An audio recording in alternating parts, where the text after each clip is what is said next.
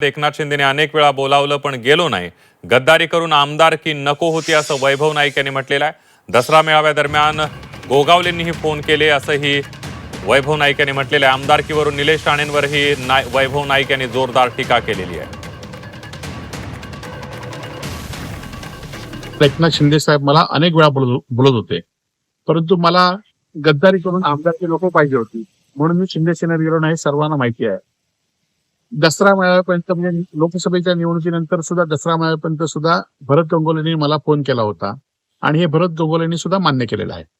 परंतु निलेश राणे जे आता शिंदे सेनेचे आमदार आहेत त्यांना थोडी तरी लाज वाटली पाहिजे, कारण त्यांना आणि त्यांच्या वडिलांना पक्षातून हाकलून लावलेलं होतं.